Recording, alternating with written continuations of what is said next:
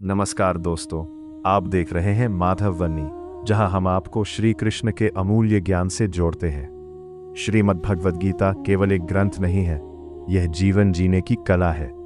यह हमें सिखाती है कि कठिन परिस्थितियों में भी स्थिर शीश रख, मन की गहराई को समझो।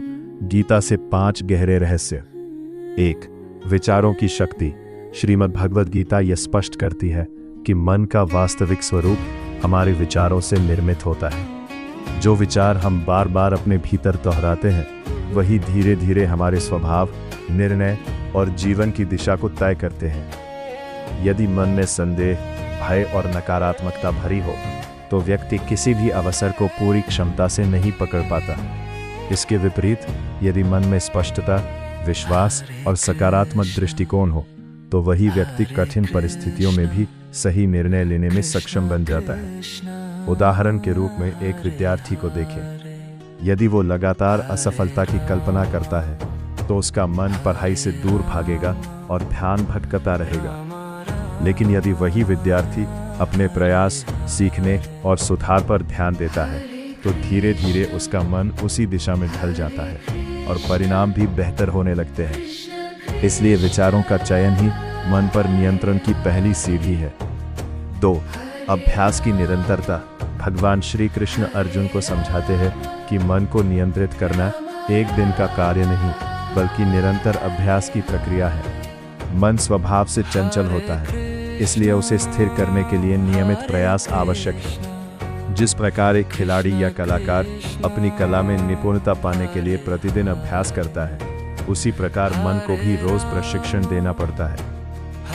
यदि व्यक्ति प्रतिदिन कुछ समय अपने विचारों का निरीक्षण करे, शांत बैठकर अपनी सांसों पर ध्यान दे और बार बार भटकते मन को वापस लाए, तो धीरे धीरे उसमें स्थिरता आने लगती है। शुरुआत में ये कठिन और असंभव सा प्रतीत होता है, क्योंकि मन तुरंत इधर उधर भागता है। लेकिन जैसे जैसे अभ्यास बढ़ता है, मन की गति धीमी होने लगती है और वो अधिक नियंत्रित व संतुलित बनता है। यही निरंतरता अंततः मन को मजबूत बनाती है। 3. वैराग्य का सही अर्थ। गीता में वैराग्य का अर्थ संसार से दूर भागना नहीं, बल्कि अनावश्यक इच्छाओं और आसक्तियों से स्वयं को मुक्त करना है। जब व्यक्ति हर छोटी छोटी चीज के पीछे भागता है, हर परिणाम को लेकर चिंतित रहता है और हर स्थिति को अपने नियंत्रण में रखना चाहता है, तब उसका मन कभी शांत नहीं रह पाता। अधिक इच्छाएं मन में अधिक अस्थिरता और तनाव पैदा करती है। इसके विपरीत, जब व्यक्ति यह समझ लेता है कि हर इच्छा आवश्यक नहीं है और हर परिणाम उसके हाथ में नहीं है, तब वो केवल अपने कर्म पर ध्यान केंद्रित करता है। उदाहरण के रूप में, यदि कोई व्यक्ति लगातार दूसरों से अपनी तुलना करता रहता है, तो वह हमेशा असंतोष और चिंता में रहेगा। लेकिन यदि वह अपने विकास पर ध्यान केंद्रित करता है और अनावश्यक इच्छाओं को त्याग देता है, तो उसका मन हल्का और शांत हो जाता है। यही सच्चा वैराग्य है, आसक्ति से मुक्ति, ना कि जिम्मेदारी से भागना। 4. वर्तमान में जीने की कला। मन की सबसे बड़ी समस्या यह है कि वह वर्तमान में नहीं टिकता, बल्कि या तो भूतकाल की गलतियों में उलझा रहता है या भविष्य की अनिश्चितताओं को लेकर चिंतित रहता है। गीता सिखाती है कि वास्तविक शांति केवल वर्तमान क्षण में ही संभव है। जब व्यक्ति पूरी तरह अपने वर्तमान कार्य में ध्यान केंद्रित करता है, तब उसका मन भटकता नहीं है और उसकी कार्यक्षमता बढ़ जाती है। उदाहरण के रूप में, यदि कोई विद्यार्थी पढ़ाई करते समय अपने पिछले परिणामों या आने वाली परीक्षा के डर में उलझा रहता है, तो वह पूरी एकाग्रता से पढ़ नहीं पाता। लेकिन यदि वह केवल उस क्षण में अपने विषय पर ध्यान देता है, तो उसका मन शांत रहता है और उसकी समझ भी गहरी होती है।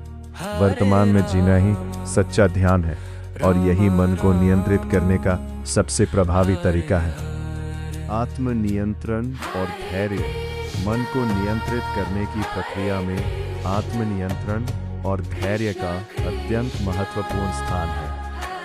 गीता ये सिखाती है कि किसी भी परिवर्तन में समय लगता है और मन को स्थिर करने के लिए निरंतर प्रयास और धैर्य आवश्यक है।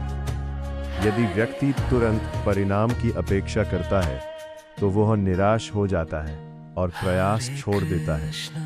लेकिन यदि वह धैर्य के साथ अपने अभ्यास को जारी रखता है तो धीरे धीरे उसके भीतर परिवर्तन दिखाई देने लगता है। जैसे एक बीज को वृक्ष बनने में समय लगता है, उसी प्रकार मन को स्थिर और मजबूत बनने में भी समय लगता है। उदाहरण के रूप में, यदि कोई व्यक्ति क्रोध की स्थिति में तुरंत प्रतिक्रिया देने के बजाय कुछ क्षण रुककर सोचता है, तो वह अपने मन को नियंत्रित करने की दिशा में एक महत्वपूर्ण कदम उठाता है। यही आत्मनियंत्रण धीरे धीरे व्यक्ति को आंतरिक शक्ति प्रदान करता है और जीवन को संतुलित बनाता है। अंत में यही निष्कर्ष निकलता है कि मन को समझना, उसे सही दिशा देना और धैर्यपूर्वक उसे नियंत्रित करना ही जीवन की सबसे बड़ी उपलब्धि है। जो व्यक्ति अपने मन पर विजय प्राप्त कर लेता है, वह हर परिस्थिति में स्थिर, शांत और सफल रहता है।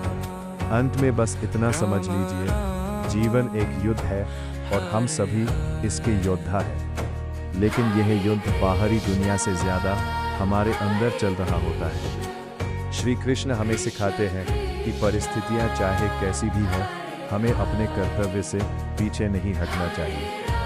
फल की चिंता छोड़कर कर्म करते रहना ही सच्चा धर्म है। जब मन विचलित हो, जब रास्ते धुंधले लगे, तब गीता के ये ज्ञान आपके जीवन को प्रकाश की तरह दिशा देंगे। याद रखिए, हार और जीत केवल एक दृष्टिकोण है, लेकिन सच्चा विजेता वही है जो खुद पर नियंत्रण पा लेता है। इसलिए उठिए, जागिए और अपने जीवन के हर क्षण को एक अवसर बनाइए, क्योंकि जब आप खुद को समझ लेते हैं, तब पूरी दुनिया को जीतना आसान हो जाता है। यही है भगवद गीता।